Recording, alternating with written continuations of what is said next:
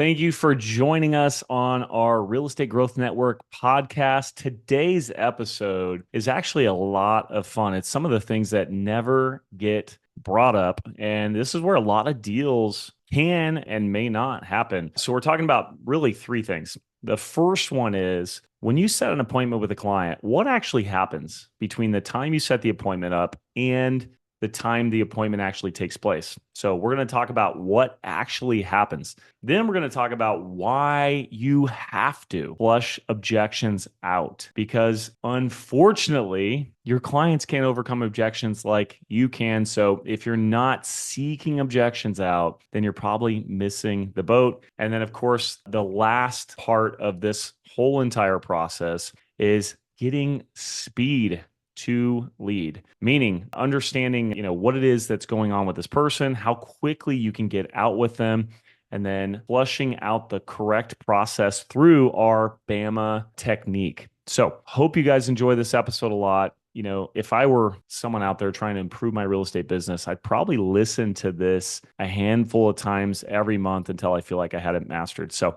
enjoy this podcast today.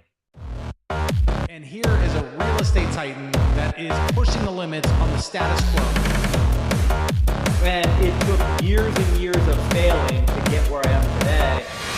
You're like, whoa, or you actually get the most clarity. That was kind of one of those pivotal moments when I started building a business. I spent a lot of time becoming an expert salesperson. Okay, so why most listings never happen? The subtitle of this is why deals fall apart before the appointment and how to take control early.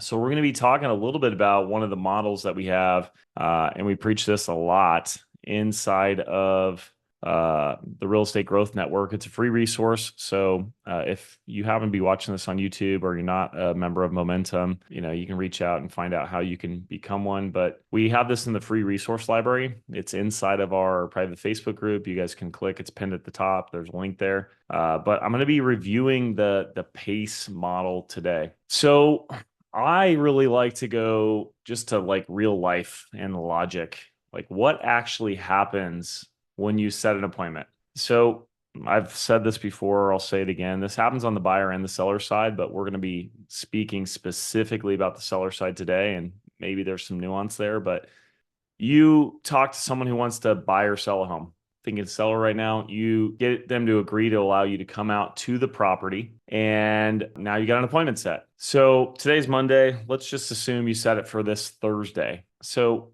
let's just think for a second.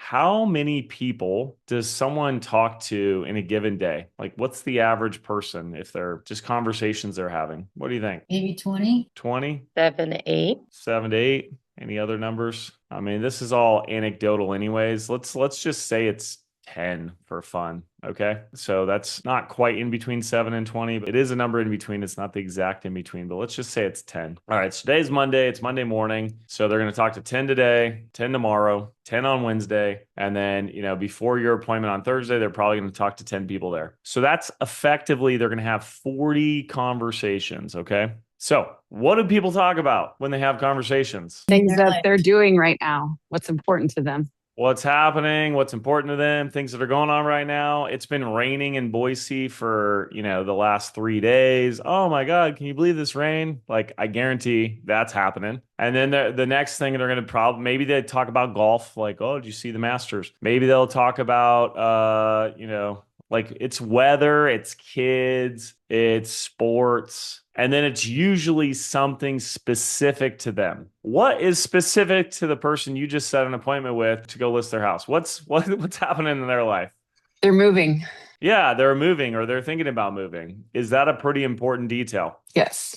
So, okay. So they're probably going to be having that conversation. Now, if they have 40 conversations a day, let's just assume that only half of those, they actually get to we're thinking about moving thing. So that's 20 people. Okay. Now, when you tell someone you're thinking about moving, what do you think they say?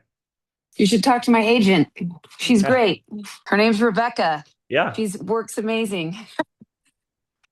Yeah, this morning I'll give you a real life example. This morning, so I've been doing a lot of physical fitness stuff over the last like 4 or 5 years, and I did a High Rocks challenge a few months ago, and so a lot of training for that. In High Rocks, there's a lot of running. I'm not a runner. My hips, I've been having some like hip issues, and this morning I was talking to a friend of mine at the gym, and I'm like, "Yeah, I've been having this hip issue. What do you think he said?" You should see my chiropractor. He's the best. Yeah, I have a doctor for you. Or who That's are you seeing?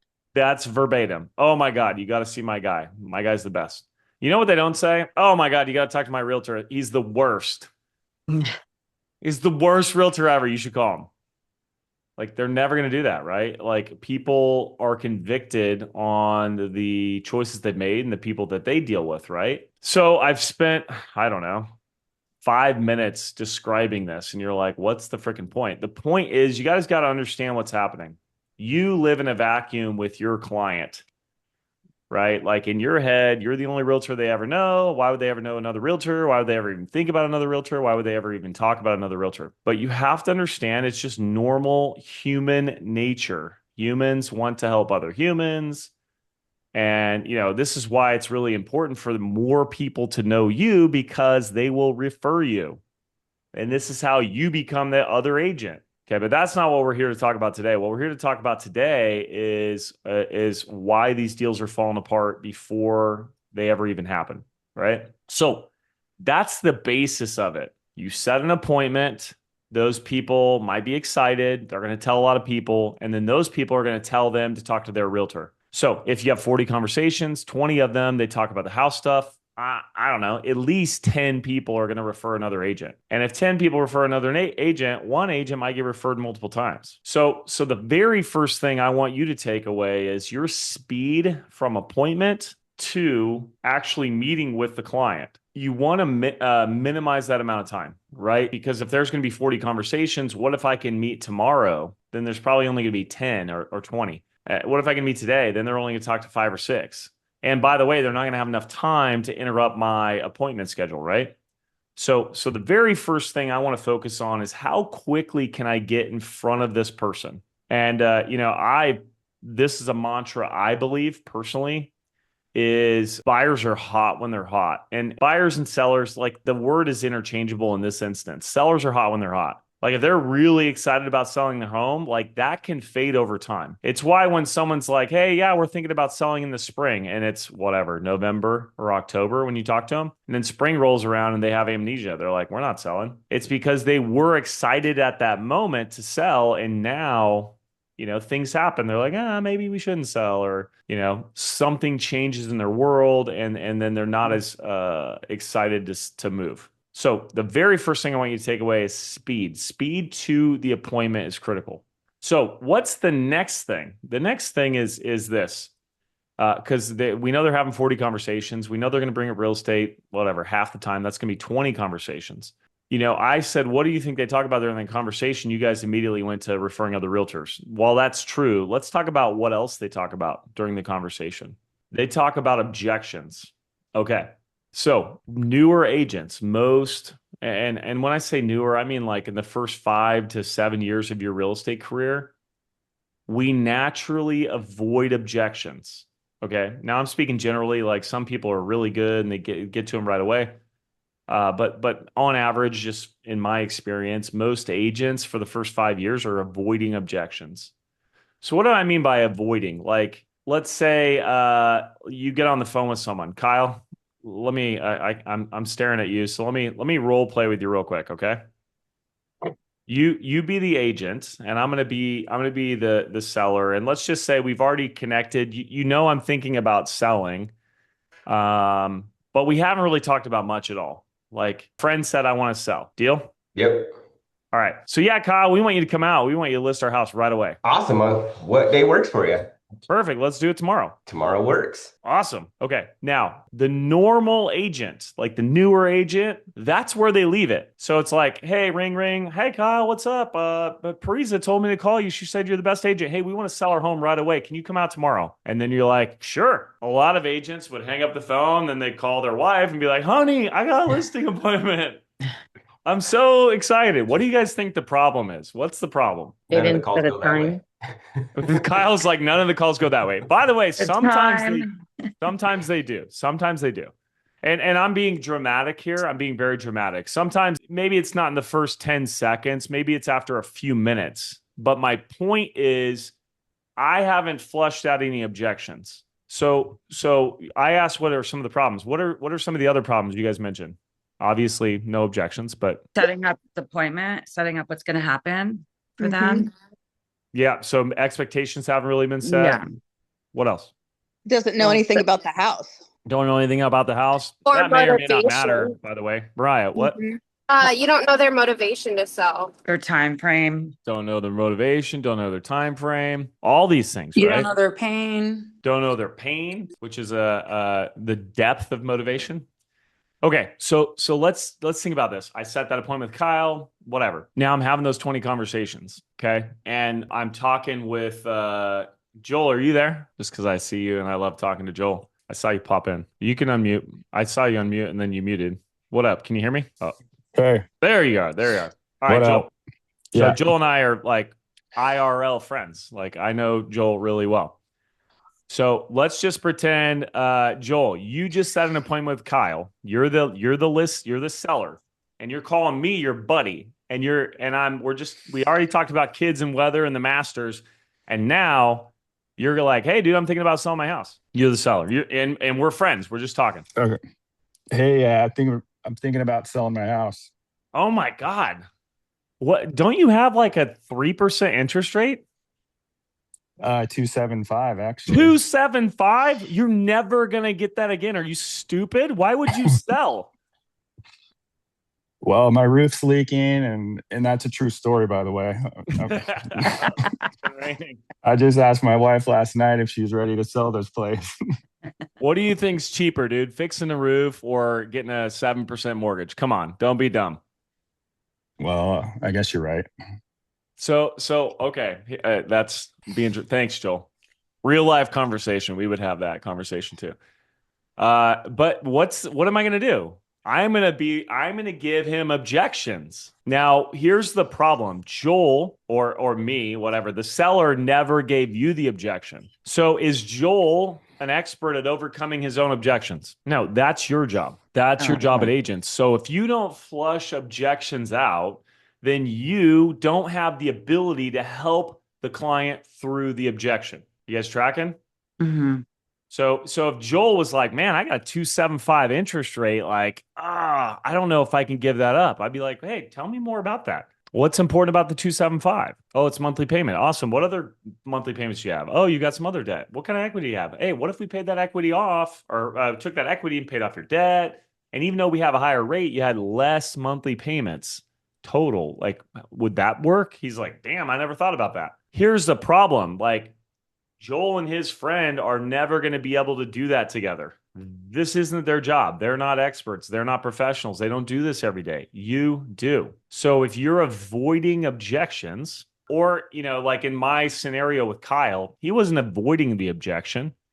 We just weren't pushing to get objections. And, this is a lesson that I've learned in sales is that it's so much better to flush it out early on and help them through it than it is to avoid it. And then all of a sudden that's where they ghost you, right? Or they text you and cancel. Hey, I can't make it today. And then they ghost you. It's usually not because they don't like you or they don't want to work with you or, something you did. It's usually because they're dealing with their own thing and they don't know how to handle it, or another real life scenario is I hang up with Kyle. I got the appointment. I call my wife. Hey, babe, I got the guy coming out to list my home. And she's like, well, we can't do that. The rates are high. Or we can't do that. We got a bunch of stuff to fix. Call him and cancel. And then I'm embarrassed and I don't want to call him. So I just text him and say, hey, we can't do it. But if I would have if Kyle would have asked me like, well, hey, is there anything you're planning on doing? Yeah, we got some repairs we need to do. Maybe we should wait to have you out. And you're like, oh, no big deal. I actually see homes before they're ready to be repaired all the time. In fact, I help people figure out what they should and should not do because I've had clients that have wasted money in the past and I don't want you to do that. So it's the perfect time for me to come out. And now wife says, hey, you can't have him come out. We got to do these repairs. And then I'm like, no, no, no. He comes out before. He's going to help us decide what to repair. Are you guys tracking? All right. What are you guys hearing? I'm seeing some nodding. Do you guys have any other thoughts, comments, questions before we move? I'm hearing that you're addressing objections basically in the presentation before he even gives them to you. So you can explain, like you already know what's going on in a seller's head. So it makes you the expert. Yeah. I mean, that's the ideal scenario. That's the ideal scenario. Is you're going to be presenting, through our BAMA script, you're going to be fleshing out objections. So that brings us to BAMA. Now, BAMA is the acronym we use and we prefer. There's other acronyms like LP Mama you might have heard of. We're going to focus on BAMA, or in this case, it's SAMMA because we're talking about sellers. So S is for seller, B is for buyer. Same format for both of them. You're trying to flesh out the same 5 things. So the S is like, are they actually a seller? So when I call Kyle and say, oh yeah, Parisa referred me, Kyle needs to make sure it's my house, not my grandma's house, right? Or if it is my grandma's house, like, does grandma need to be involved? We want to flesh that out. And then we go ahead, Kyle. You got something? Yeah, I just think like when you get into these objections and like repairs and stuff, it allows you to provide so much value before even you list the house. Like, oh, I have contractors, I have this, and help them guide them through the process of making those repairs. And then they're like, yeah, I see why you're the best because you're providing so much value before you even listed their house. And when you do that, then what do? They tell their friends and their family, and then you get another referral, and then you start to snowball your business. This is why some of the people in your area are crushing it. And they don't do any lead generation. They don't pay for any leads. They just have business coming to them because they're natural networkers and they provide a high level service, and then people want to refer them because, back to our original point, you only have so much to talk about. So then they're talking about, oh my God, our agent is so amazing. We had no idea what to do. They actually had the best contractor. Or go like a year out from now and someone needs a contractor and they're like, oh yeah, you should use our contractor. We actually got him from our realtor. Oh my God, our realtor's amazing. You see what I'm saying? Like it snowballs. So great point, Kyle. All right. So back to BAMA or SAMMA in this case. So S is for seller. A is for agent. In the seller's case, like, I want to ask them, like, hey, are you planning on interviewing any other agents to sell your home? That's a critical thing that I want to know. I want to know if I'm competing. I want to know who I'm competing with, right? I want to understand, how far along they are in this process. If I just take that appointment, I show up and they're like, yeah, Parisa was way more prepared than you. And I'm like, I didn't even know you were talking to Parisa. So we can flush that out, right? Then we go into the first M. Now there's 2 M's. I don't care what order you go into. And these are not necessarily in order, by the way. But the first M is money. So on the seller side, like, I want to know a couple things. Like, hey, how much are you guys intending to sell your home for? And they're like, I don't know. That's your job. And you're like, yeah, I understand that. But, if you had to guess, what would you say the price was? Awesome. And what do you guys owe on your home? So I'm flushing those out. Now, we have a pre-qual questionnaire. It's in those same free resources that you have the PACE model in. We have 21 questions, I think. I would literally never take a listing appointment, and that's just lessons learned from failing forward. I would literally never take a listing appointment unless I had gone through all those questions. So that flushes out like, hey, what do you owe? Is there a price you won't go below? What happens if it doesn't sell? Have you thought about selling it on your own? Are you planning on interviewing other agents? Some of my favorite questions are, what are the top 3 things you're looking for from me as your agent? Great. If I come out and show you that I can do those at a high level, are you prepared to hire me? There's a bunch of other questions inside there that are critical. So that's the money side, figuring out those things. And then we go into the motivation. And the motivation is key for all these things, right? It helps you understand how much you need to push to help these people move forward. What do I mean by that? Like, go back to the ghosting, or like, oh, Chase, we decided not to meet with you this week. We need a little bit more time. If I understand their motivation, I can know whether that makes sense or if I need to push. So what's the motivation? A lot of agents go into that surface level motivation. So yeah, Kyle, the reason I'm moving is I need a bigger house. And so Kyle might be like, great, because Kyle asked a question like, what's causing you to move? Oh, I need a bigger home. Cool. Okay, next, right?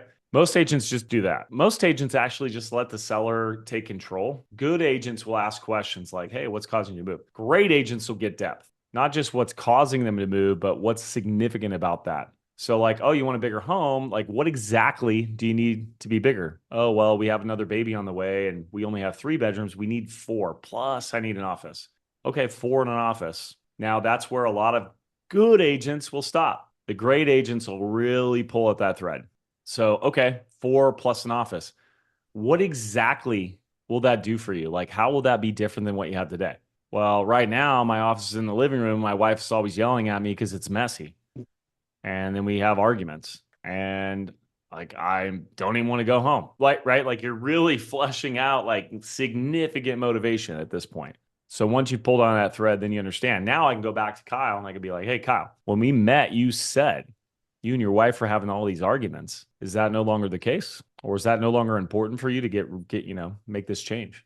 That's when you're fleshing out like another objection down the road. Gosh, I don't know if we should sell right now on the market, blah, blah, blah, blah, blah. Okay, we've got like 4 minutes left here. What are you guys hearing so far? Give me some thoughts, ahas, takeaways, anything you're intending to implement. All of it. All of it? Is that what you said? Mm-hmm. Oh, easy. Just all of it.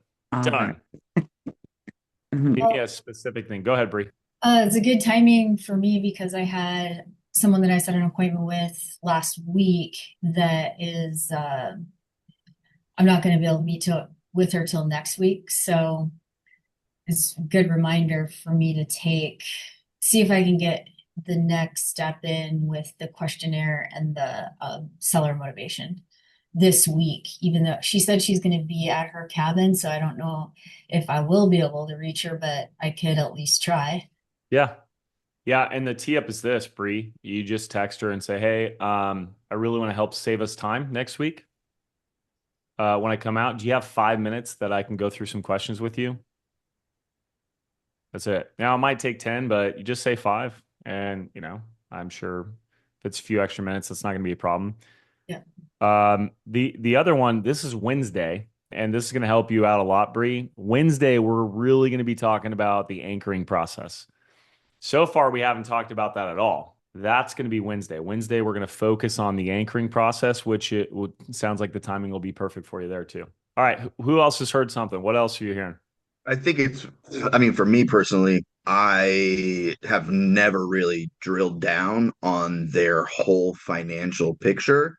I've less, I leave that to my lender, but I think it'd be super helpful to understand like what their money motivation is, and use what I know about money to maybe help them restructure or whatever. I know we're not supposed to give financial advice, but it just allows you to have a more informed picture of your buyer or seller situation. Well, I mean, I'm going to address that in 2 ways. One, correct me if I'm wrong, but most of the business you're getting is coming from you, not your lender, right? So the problem with relying on your lender to handle all those financial questions is a lot of people won't even meet with your lender because they are afraid they're not ready yet. So if you're noticing those roadblocks and they're like, yeah, I told them to talk to my lender and, your lender's like, they're not answering. They're not calling me back. It's because you've got to have some base level helping them overcome objections on why it does make sense, which is a whole, from a lending standpoint, it's probably a whole other conversation. But the other thing is not supposed to give financial advice. I mean, I don't know. That's a little bit of a gray area. Like I wouldn't give financial advice on stocks, but financial advice around their home, I think that's your whole job. So, yeah. All right. Anyone else want to get us out of here? We got 1 minute left. Let's get out there and implement, guys. This is critical stuff. I mean, flushing out those objections, critical. Understanding they're going to have conversations with other people about real estate, which is going to flush out objections. It's also going to introduce other real estate professionals. Building a moat around that and making sure that you're impervious to other real estate professionals is what. Hey guys, thanks so much for listening to another episode of the Real Estate Growth Network podcast, where we dig into real estate topics. And we put these out every single week, and we look forward to seeing you at the next one. See you later.